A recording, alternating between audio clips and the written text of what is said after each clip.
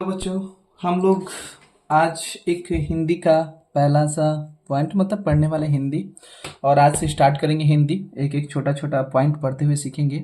और हिंदी जो हमारी कहा जाए कि एक जो हमारा लैंग्वेज जो होती है वो सबसे बेहतरीन लैंग्वेज होती है, क्योंकि हिंदी से कभी पूरा मतलब कि जीवन ही हिंदी गढ़ा हुआ है। क्योंकि हमारी जो लैंग्वेज या जन्म लेते वक्त भी जितने भी चीज़ें वर्ड होती हैं ज़्यादातर हम लोग हिंदी में ही सीखते हैं। हाँ, वो हिंदी में कई प्रकार की भाषाएं भी हो जाती हैं। लेकिन चलिए हम लोग अपने क्लास 10th का हिंदी सबसे बेहतरीन चीज सीखेंगे। और एक एक लाइन सीखेंगे, एक एक अर्थ समझेंगे, छोटा छोटा रूप करके कहानी की तरह, एकदम ऐसे मजेदार कहानी की जो हमारे मन और रूहों में उतर जाए। और कोशिश करेंगे कि आपको एकदम सरल से सरल भाषा में समझाने के लिए अर्थ का प्रयास करेंगे। यहाँ आप देख रहे हैं क्लास 10 क्लास का जो ये पार्ट 2 है। और ये मेन बुक से एक स्टोरी बुक होता है। और स्टोरी बुक भी हम चलाएंगे छोटा सा कहानी में, ज्यादा नहीं। हम बोले कि एकदम छोटा पार्ट बाय पार्ट हम तोड़ के देंगे कहानी, एकदम बिल्कुल 10 मिनट 5 मिनट में एकदम बिल्कुल। अगर आप हाँ हेडफोन या नॉर्मल ब्लूटूथ का इस्तेमाल करके सुनेंगे भी तो कहानियां एकदम एकदम याद हो जाएगी। और एक बार सुनने के बाद हमको तो शायद ही लगता है कि दोबारा वो आपको रटने या किसी भी क्वेश्चन को ऑब्जेक्टिव बनाने में दिक्कत होगा। एकदम एक एक लाइन एक एक कहानी आपके मन में उतर जाएंगी। तो चलिए आगे की तरफ चलते हैं। और ये गोधली क्या होता है, गोधली का अर्थ क्या होता है? गोधली का अर्थ ही देख रहे हैं, ये फिगर भी दिखा रहा है कि जो एक ऐसा समय है ना, ऐसी का समय जिसमें कहा जाए कि ना रात हुई हो और ना दिन हुआ हो, मतलब कि ऐसे सांझ का समय कहा जाता है इसको। हाँ, वैसे एकदम लाल लाल जो वातावरण हो जाता है, हाँ, उसको गोधूली का समय बोला जाता है। और ये शाम के वक्त का होता है, जो सूर्य डूबने के वक्त होता है, अस्त होते वक्त होता है, जो लाल लाल होती है, वही हमारा गोधूली कहलाता है। तो अब गोधूली का अर्थ समझ में आ गया होगा, इसका मतलब क्या होता है और इसके अंदर से हम चलेंगे। और हाँ, एक थोड़ी सी हम अपना बताना चाहते हैं कि जितने भी कहानियां होंगे तो थोड़ा सा एक कहानी के तरीके चलेंगे। और कहानी कब कैसे होती है, क्या किससे रिलेशन होती है, क्योंकि देखो बुक ही नहीं बल्कि बुक से कुछ एक्स्ट्रा नॉलेज भी जानकारी होना जरूरी है। क्योंकि हमारे कहानी का ये मतलब नहीं, हिंदी का बुक का ये मतलब नहीं कि सिर्फ हम किताबों का ही ज्ञान अर्जित करें, बल्कि कुछ एक्स्ट्रा भी ज्ञान अर्जित करना बहुत जरूरी है। तो चलिए हम लोग कुछ बेसिक जानते हैं कि हिंदी में क्या होता है, किस तरीके से होता है। और हाँ, कुछ चीजें हैं जो हम आप लोग को कुछ बता देंगे तरीका से, क्या तरीका करना होगा। इसमें से देखिए, पहले जो हमारे हिंदी जो है वो पहले खंड, गद खंड में बटा गया, दूसरा को काव्य खंड में बटा गया, दो खंडों में बटा गया है। जिसमें से गद खंड का मतलब होता है कहानी से, स्टोरी से लेकर रिलेटेड होता है, जो हाँ बड़े बड़े। और काव्य खंड का मतलब होता है कविताओं से रिलेटेड, जितने कविताएं हैं। इसमें से आपको दिख रहे होंगे कि जो इसमें से 1 से लेकर 12 तक हैं, और इसमें कितने हैं, 1 से लेकर 12 तक है, दोनों 1 से 12 तक है। तो इससे बेहतरीन क्या कीजिएगा कि दोनों में से डेली, अगर कोशिश करना है डेली एक एक याद कर लेना है, ज्यादा नहीं। कितना लगेगा, 12 दूनी 24, 24 दिन लगेगा, ज्यादा नहीं लगेगा।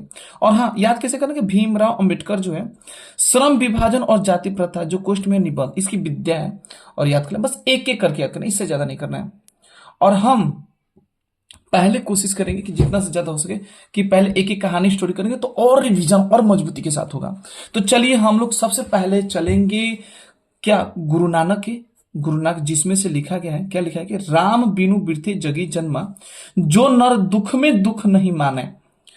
और एक एक वर्ड को भी समझेंगे कि क्या कहता है क्या नहीं कहते हैं, ये क्या कहना चाहते हैं काव्य में। और काव्य इसलिए ले चले तो कहानी थोड़ा अच्छा लगेगा। धीरे धीरे हम लोग मेन मेन टॉपिक कहानियां शुरुआत करेंगे और आप लोग समझते हुए रहिएगा। चलिए हम लोग गुरु नानक की कहानी पे चलते हैं और गुरु नानक के विषय में जानकारी लेंगे, और किस तरीके से कहानी इन्होंने मतलब काव्य रचा है, और किस तरीके से आगे के तो बढ़ा है। चलिए एक एक करके पॉइंट ले पढ़ेंगे। तो यहां पर आप लोग, हाँ, अब जो हम बताएंगे, अब जो अंडरलाइन करवा देंगे उसको आप क्या कीजिएगा कि कोशिश कीजिएगा वो पॉइंट याद कर लेने के लिए, नहीं कि अब उसको पॉइंट को छोड़ देना है, बल्कि याद कर लेना है। गुरु नानक, ये भी एक कहा जाता है सिखों के गुरु हैं, जो बड़ी फेमस है। और इन गुरु नानक के बारे में एक एक करके चलते हैं, बस एक एक लाइन करके याद कर लीजिएगा, ठीक है। बोला है कि गुरु नानक का जन्म जो है, जन्म 1469 ईस्वी में तलबंडी ग्राम जिला लाहौर में हुआ था। एकदम बिल्कुल यहां से लेकर ये पॉइंट याद कर लीजिएगा कि गुरु नानक का जन्म 1469 ईस्वी में तलबंडी ग्राम, डायरेक्ट याद कर लीजिएगा, और जिला लाहौर में हुआ था। एकदम एकदम एक लाइन में छोड़ना नहीं है, एक एक लाइन पूछता है। जो जो क्वेश्चन कर रहे हैं, जो जो बता रहे हैं, वो एकदम बिल्कुल एक एक पॉइंट इसमें से उठाता है क्वेश्चन, हर बार उठाता है, एक भी बार नहीं छोड़ा है। जब जहां जहां मेरी पेंसिल जा रही होगी आप लोग वहां वहां ध्यान देते रहिएगा, इधर उधर थोड़ा सा भी नहीं, बस कुछ मतलब ज्यादा लॉन्ग भी नहीं बनाएंगे, शॉर्ट वीडियो रहेगा, और खाली थोड़ा सा दिखना है आपको, थोड़ा सा ध्यान केंद्रित करके पढ़ना है आपको। इनका जो जन्म है ना स्थान, नानकाना साहब कहलाता है। मतलब जहां पर ये गुरु नानक का जन्म हुआ उस जगह का नाम है नानकाना साहब।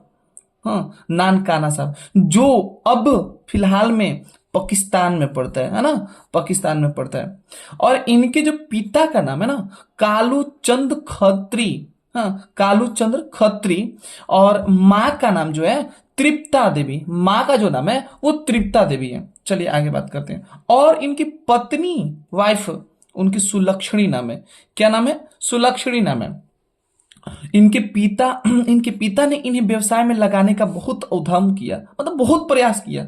देखो कहा जाता है कि जो मेरे अनुसार से, या कोई भी हो, अगर जो भक्त होता है ना, भक्ति में लीन हो जाता है ना, तो दुनिया का कितना भी कुछ कर लीजिएगा वो बस की बात ही नहीं, जा ही नहीं पाएगा, बिल्कुल जा ही नहीं पाएगा। वो भक्ति में ही लीन होगा, उसका एक अलग सी दुनिया ही हो जाती है, और मन भी लगने लगता है। दुनिया का हर चीज उसको सामने रख दिया जाए, उसका मन ही लगेगा, उसको तुच्छ समझने लगता है, वो उसके सामने कुछ फीका फीका लगता है, भक्ति के अलावा कुछ अच्छा ही नहीं लगता है, कुछ भी हो जाए। किंतु इनका जो मन भक्ति की ओर अधिकाधिक झुकता गया। सोचिए, इनके पिता लगाना कोशिश चाहते हैं लेकिन लग नहीं रहा है, ये भक्ति में ही डूब जा रहे हैं। और इन्होंने हिंदू मुसलमान दोनों की समान धार्मिक उपासना पर बल दिया। सोचिए, इन्होंने मतलब कि हिंदू और मुसलमान का एकदम एक बराबर, ये नहीं कि ये हिंदू है तो थोड़ा हिंदू को ज्यादा करेंगे और मुसलमान है तो बिल्कुल नहीं, एक बराबर। इन्होंने क्योंकि इंसानियत का धर्म चुना था, इन्होंने दूसरा कोई और धर्म चुना ही नहीं था। और इंसानियत धर्म में ये नहीं देखा जाता जात पात, कोई भेदभाव नहीं देखा जाता। और वर्णाश्रम व्यवस्था और कर्मकांड, हाँ, वर्णाश्रम व्यवस्था और कर्मकांड, उन्होंने क्या किया कि इन्होंने जैसे में कि धार्मिक बल दिया और वर्णाश्रम व्यवस्था और कर्मकांड का विरोध करके निर्गुण। वर्णाश्रम का मतलब क्या होता है? सब वही वर्णों का विभेद करना, जात पात, ये सब का हटा दो व्यवस्था। कर्मकांड, पहले पूजा पाठ का ये सब विरोध किया है। नहीं, ये सब कुछ नहीं है। उन्होंने बोला कि निर्गुण निर्गुण ब्रह्म की भक्ति, मतलब कि एकदम बिल्कुल खाली भगवान की भक्ति करो ना, भक्ति, इससे ज्यादा नहीं। ये नहीं कि तुम पूजा कर लोगे ज्यादा तो भगवान तुम्हें बड़ा मिल जाएंगे, हाँ, बढ़िया मिल जाएंगे, ऐसे थोड़ी बात है। नहीं, गुरु नानक ने व्यापक देशाटन किया। व्यापक देशाटन का मतलब क्या होता है? क्या बिजनेस किया? नहीं, मैंने इन्होंने घुमा, भक्ति के मार्ग में घूमते घूमते घूमते, यहां भक्ति के मार्ग में घूमते घूमते मक्का मदीना तक यात्रा किया। अब कुछ लोग देखिए, हम एक बार और बात जानिएगा कि इसमें हम भी जो बताएंगे वो ये नहीं सोचिएगा आप लोग कि नहीं मुस्लिम और हिंदू के बीच में विरोध गलती बात है। नहीं, जो हकीकत बात है, इन्होंने मक्का मदीना के में कि मक्का मदीना जाके भेंट की, नहीं, ऐसा बात नहीं है। मतलब कि इनके मतलब जितने भक्त थे, मतलब कि इनके जो बुलाने वाले होते हैं ना, पंडित जैसे में ज्यादा भाई फेमस हो गए, तो भाई बोला कि मक्का मदीना के लोग भी उधर के थोड़ा कुछ लोग होंगे जो हिंदू धर्म है, जो भी कोई, वहां तक ले पहुंच गए। और उसी यात्रा में इन्होंने मुगल सम्राट बाबर से भेंट हो गई इनकी। और भेंट हो गई तो सिंपल बात है, भेंट होगी तब अलग से पहचान हो जाती है, ठीक है ना। और ये पॉइंट पूछता भी है यहाँ के कि मुगल, क्वेश्चन क्या करता है कि मुगल सम्राट बाबर से किन की भेंट, मतलब जो है ना, गुरु नानक की भेंट किससे हुई थी? तो मुगल सम्राट बाबर से हुई थी। कहा जाता है कि गुरु नानक ने सिख धर्म का परिवर्तन किया, मतलब इन्होंने ही सिख धर्म का इस्तेमाल किया था और आगे बढ़ा। और गुरु नानक ने पंजाबी के साथ हिंदी में भी कविता की, क्योंकि पंजाब के थे, तलवंडी ग्राम लाहौर, और लाहौर पंजाब में पड़ता ही है, और इन्होंने पंजाब पढ़ता ही है। साथ ही साथ गुरु नानक ने पंजाब के साथ साथ हिंदी में भी कविताएं कह दी। और इनकी हिंदी में, और हिंदी में कौन कौन थी? हिंदी में पंजाबी, तो पंजाबी पंजाबड़ा भाषा होता है, लेकिन हिंदी में कौन होती है? तो ब्रज भाषा, ब्रज भाषा और खड़ी बोली, दोनों का मेल खाता है। सोच लीजिए, दोनों का मेल खा रहा है। इनके भक्ति और विनय के पद में बहुत मार्मिक, एकदम मतलब ऐसा लगता है कि मतलब कि सच में भगवान खड़े हो जाएंगे। भक्ति की बात किया जाए, मतलब रूह रूह में भगवान के नशे, मतलब खूने ब्लडे दौड़ रही हैं, ऐसे लगना लग रहा है बातें। इनके दोहे में जीवन के अनुभव उसी प्रकार गुथे थे जैसे कबीर, मतलब कि ये जैसे भी बोलते थे ना, ऐसा लगता था कि जैसे कबीरदास रचना के, जैसे कबीरदास में देखिएगा उनके भी कहानी जितने भी बातें बोलते हैं ना, उनके भी एकदम ऐसे मजबूती टाइप की मिलती है, थोड़ा सा भी कमी नहीं, एकदम अच्छा लगता है। लेकिन इन्होंने उल्टी उबासी शैली नहीं की, नहीं अपनाई, क्योंकि देखिए कबीरदास ना किसी किसी को भी देखिए कुछ ऐसी कहानी और दोहे बोलेंगे कि जो आपको विरोध कर देता था। हाँ? उन्होंने कबीरदास से बोला था कि अगर तुम पत्थर पूजते हो तब भगवान मिल जाते, तब पहाड़ पूजेंगे तो तुम साक्षात भगवान बड़ा मिल जाएंगे। हिंदू को बोले थे। और मुस्लिम लोगों को बोल दिए थे कि अगर आप थोड़ा सा चिल्लाने से अगर भगवान मिल जाता तो दिन भर चिल्लाते रह जाएंगे तो पहले भगवान अल्लाह मिल जाएंगे हमारे लिए। हाँ, तो थोड़ा सा चिल्लाने से क्या फायदा, बल्कि ज्यादा चिल्लाओ ना, और ज्यादा चिल्लाओ। ये सब फालतू है ना, क्या फर्क पड़ता है, ये कबीरदास बोलते थे। लेकिन इन्होंने ये सब बातें नहीं की।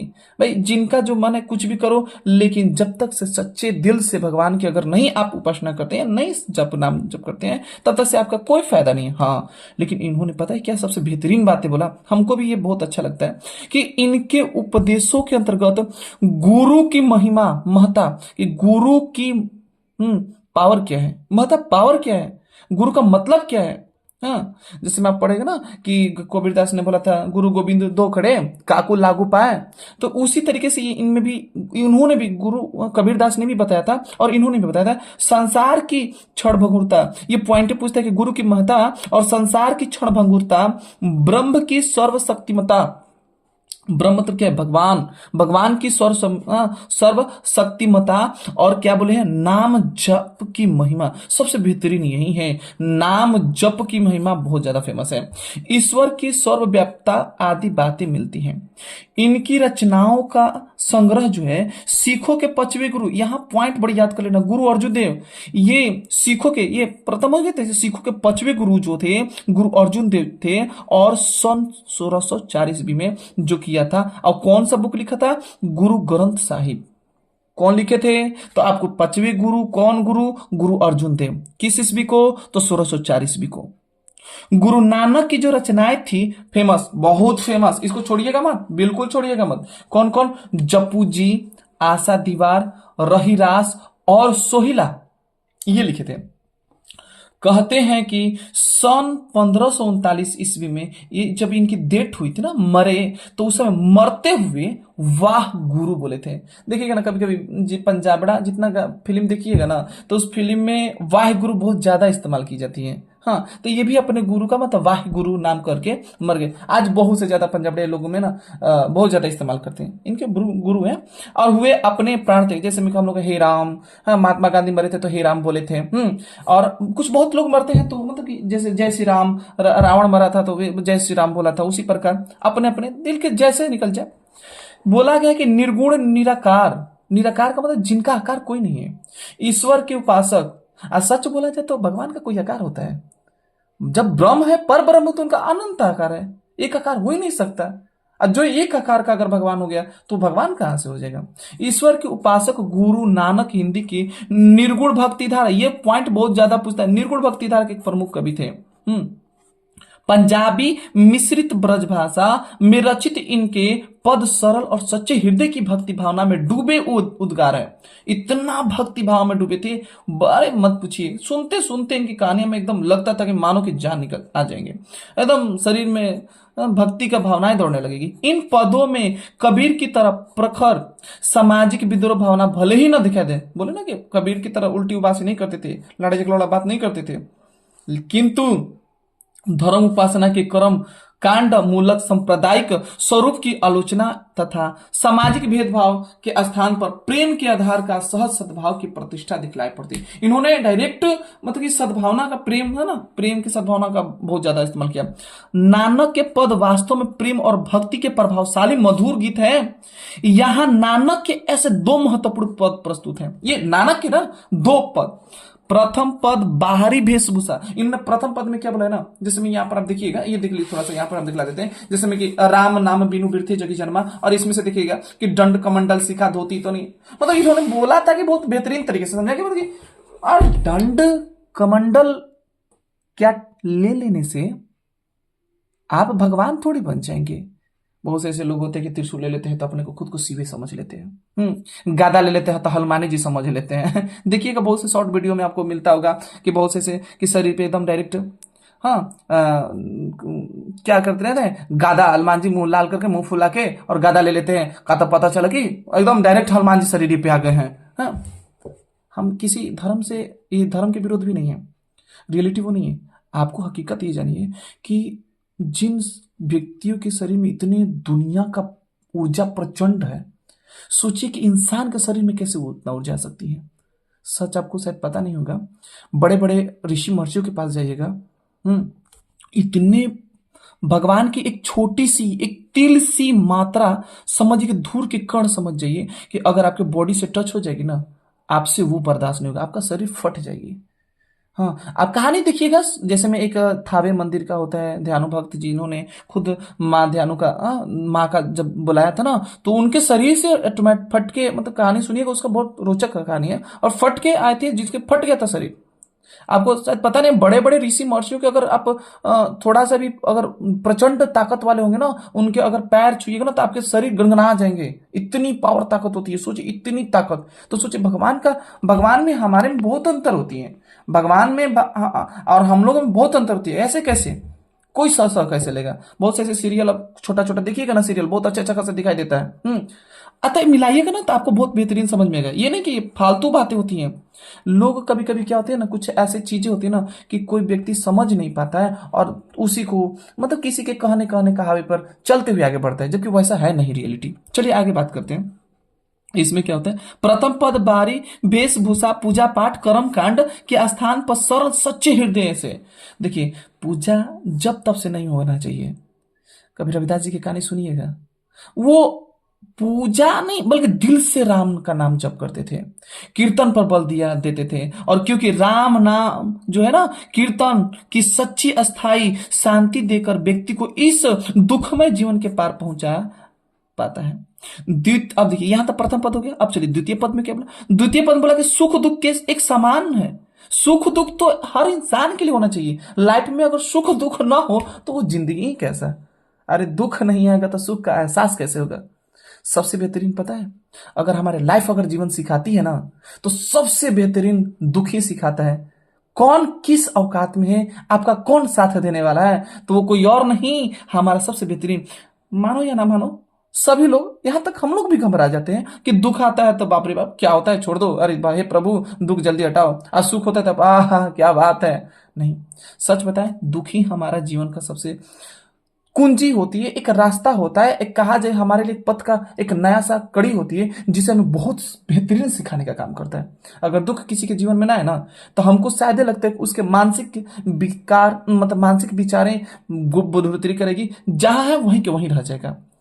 चलिए इससे आगे बढ़ते हैं। मैं और एक समान उदासीन रहते हुए मानसिक दुर्गुणों से ऊपर उठकर, मानसिक उदासीन का मतलब एक बराबर, ये नहीं कि प्लस माइनस वाला कर दीजिएगा, प्लस माइनस मत कीजिएगा, मतलब कि एक बराबर रहते हुए मानसिक दुर्गुणों से ऊपर उठकर अंतःकरण की निर्मलता हासिल करने पर जोर दिया गया। संत कवि गुरु की कृपा प्राप्त कर इस पद में गोविंद से का, गोविंद का मतलब क्या होता है, गोविंद प्रभु भगवान, हाँ, पर ब्रह्म। यहां पर एक और बात आप लोग देखिएगा, राम नाम का कभी कभी कुछ लोग बच्चे, मतलब कि ऐसे भगवान राम नाम, ऐसा नहीं, राम नाम का मतलब प्रभु भगवान। ये अभी बोले पढ़े थे ना इसमें कि इन्होंने, जैसे में हिंदू मुस्लिम का फर्क नहीं बोला था, हिंदू मुस्लिम नहीं बोला है, बल्कि दोनों को एक समान लिया है, एक समान। तो उनके लिए राम का नाम हिंदू के लिए अल्लाह बन जाएंगे, सॉरी मुस्लिम के लिए अल्लाह बन जाएंगे, हिंदू के लिए राम बन जाएंगे। तो ये नहीं सोचना है कि किसी एक के लिए राम नाम का जब किए तो इसका मतलब सिर्फ हिंदू के लिए बोले, ऐसा कोई नहीं बात कहा इन्होंने भगवान का नाम लिया है, राम नाम भगवान का, ठीक है। ऐसे कोई एक्स्ट्रा अपने से दिमाग से नहीं लगाना है। और गोविंद से एकाकार होने का प्रेरणा देते हैं, बोलते कि भगवान में लीन हो जाओ, तुम हर संसार मोह माया त्याग के भगवान में लीन हो जाओ, उनके सिवा कोई नहीं है। और हाँ, पूजा पाठ से नहीं, कोई ऐसा नहीं है कि पूजा पाठ से भगवान आपको साक्षात मिलेंगे। जब तक से तुम्हें सच्चे दिल से अगर भगवान का नहीं याद करोगे, जब तक से भगवान के सच्चे मन से नहीं प्रार्थना करोगे, तब तक से तुम्हारा सब कुछ व्यर्थ है। भले आप सुबह शाम पूजा करते रहिए, भले आप सीखा तो धोती पहन लीजिए, भले कंठी माला लगा लीजिए, 1,000 1,00,000 1,00,000 2 लाख सब जाप कर लीजिए, जब तक से दिल सच्चा ना, मान लीजिए पूजा करके आए, अतल पता चला कि भजन शुरू कर दिए, बाहर लड़ाई कर लिए, झगड़ा कर लिए, वो पूजा कोई काम का है क्या? सब व्यर्थ हो जाएगा। इसलिए बेहतरीन है कि राम का नाम सच्चे दिल से लेना होगा। तो चलिए, आशा करेंगे कि आपको ये कहानी अच्छी लगी होगी। थोड़ा सा ये इनके परिचय था, और हम अगले नेक्स्ट वीडियो में हाँ, आपको ये जो राम नाम के ना, इसके एक एक करके लाइन समझाएंगे कि क्या कहता है, और बेहतरीन तरीके से एक एक अर्थ है क्या करना चाहिए, और व्याख्या, हाँ ठीक है, एक एक करके समझेंगे, जिससे कि आपको अगले मतलब कि एक एक क्वेश्चन खुद से सॉल्व कर लेंगे और इसका अर्थ क्या होता है बेहतरीन बन जाएगा। तो आशा करेंगे कि ये समझ में आ गया होगा, और अगर अच्छे लगा होगा वीडियो तो बिल्कुल लाइक एंड सब्सक्राइब करना ना भूलिएगा। हाँ, कमेंट भी कीजिएगा कि वीडियो कैसा जा रहा है, जिससे कि हमें भी हौसला बनेगा बनाने के लिए। Okay, thank you, bye bye.